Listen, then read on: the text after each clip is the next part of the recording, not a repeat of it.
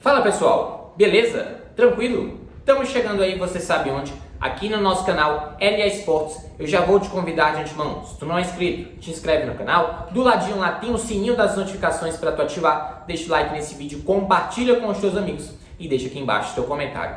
No meu nome, Luiz Eduardo, vamos juntos para falar de Internacional, as notícias do Colorado, que venceu o Fluminense por 3-0. A gente vai falar de jogador, né, que foi especulado anteriormente, pode estar chegando, pode ter saída, tem retorno de atleta importante, ídolo do Internacional. A gente vai trazer todos os detalhes ao longo desse vídeo, beleza? Vamos começar falando um pouco da vitória do Internacional sobre o Fluminense, pelo placar de 3-0.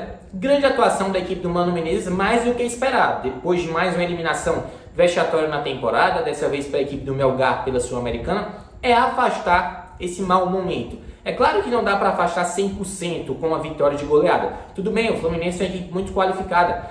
É dito, né, por muitas pessoas que o Fluminense apresenta o melhor futebol do Brasil. Algumas pessoas dividem a sua opinião com relação ao Flamengo também e tal. Mas é fato que o Mano Menezes, mais uma vez, com o dedo dele, propõe, né, para o fato, chegado ao ponto, na verdade, que o Inter vence um grande adversário direto, por sinal, haja visto que as duas equipes estão no G6, beleza? E credencia, no caso, a equipe colorada a alçar voos maiores, até porque não tendo mais a Sul-Americana, não tendo mais a Copa do Brasil, só resta o Brasileirão. E por falar em Brasileirão, fica a grande questão com relação à equipe do Internacional, pelo que irá brigar. Título? G6? G4? Sul-Americano? Acho que essa última possibilidade é até nem tanto mais provável. O Internacional, pelo menos na minha percepção hoje, precisa digerir muito bem essa derrota, é verdade. Eu não acho que somente uma vitória por 3-0, só 3-0 sobre o Fluminense numa grande atuação, vai fazer a equipe, no caso, brigar pelo título, G4, coisa e tal. Precisa ter uma maior sequência. A verdade é que agora, nos intervalos de meio de semana, vai ter tempo livre para trabalhar, implementar as ideias, e a tendência é de que apresente evolução. É o mínimo que a gente espera. E principalmente essa evolução resulte a coincidência, resulte em resultados. Mas no caso, essa é a grande verdade, tá? Vamos falar um pouco também sobre a questão de que essa partida contra o Fluminense, ela é um pouco emblemática, porque é o seguinte: muitas pessoas, na imprensa gaúcha, torcedores, eu até concordei em grande parte com eles, estavam abordando o seguinte: o porquê dessa postura contra o Fluminense não ter sido repetida contra o Melgar. E aí eu estava pensando um pouco antes de gravar esse vídeo para vocês, e eu até refleti um pouco. E vou explanar o que eu penso com relação a isso para vocês sobre esse contexto. O porquê do Inter não ter repetido a atuação contra o Melgar agora diante do Fluminense. No caso, o contrário, né? Contra o Fluminense ter repetido contra o Melgar, né? E assim, galera, o jogo contra o Fluminense, o que ele valia para o Internacional? Classificação? Vaga na próxima fase do Brasileirão? Coisa desse tipo? Não. Vale o quê? 3 pontos. E qual o contexto dessa partida? O Inter via de uma eliminação vexatória dentro do Beira-Rio, mais uma vez diante do seu torcedor, que cobrou merecidamente. Beleza? Quando a gente pega a partida, o retrato da partida contra o Melgar, o que estava envolvido nesse jogo? Entre aspas, somente 3 pontos, mais um jogo de campeonato de pontos corridos, em que o Inter está, não matematicamente, mas bem teoricamente, bem na prática, a gente também percebe pela diferença de patamar entre hoje o Inter, Flamengo, Palmeiras. O Inter não briga pelo título do Brasileirão. E na Sul-Americana, brigava pelo título. O jogo contra o Melgar valia classificação para as semifinais, onde iria, no caso, enfrentar o Independente Del Valle. E faltou isso aqui para o Inter. Maturidade.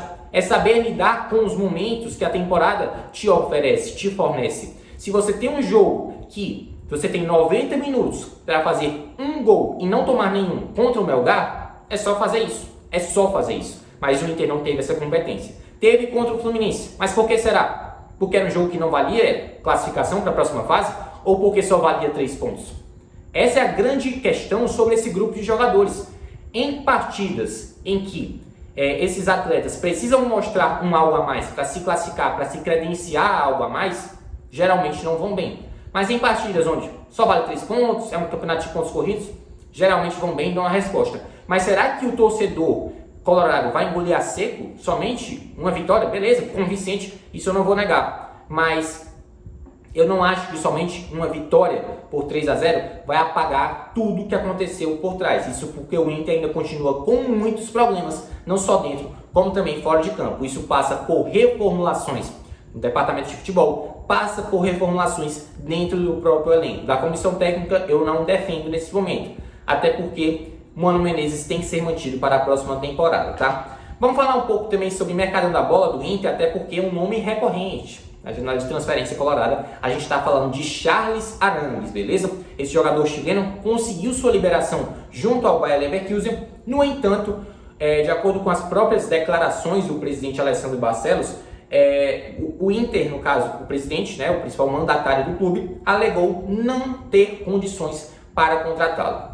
Assim, galera, não ter condições para contratar o Arangues, questão financeira, ou simplesmente por ele ser aquele cara incerto de estar no Inter, surge proposta de outro clube, ele sai repentinamente, é um cara incerto um pouco o Arangues, mas do contexto futebolístico, do contexto da qualidade técnica desse jogador, acho que ninguém vai discutir aqui, né?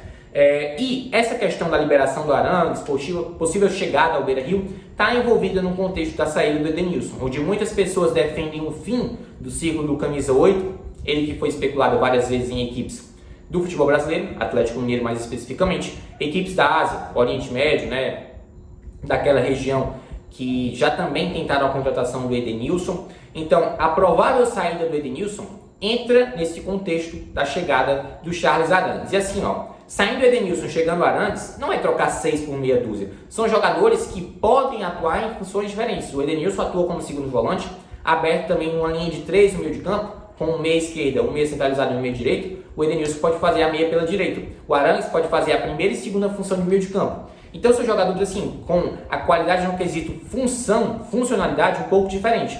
Mas em quesito qualidade são um pouco parecidos. Mas eu prefiro assim um pouquinho mais Charles Arangues, né? Mas essa questão da identificação, né, do Arangues com o Internacional, ela existe.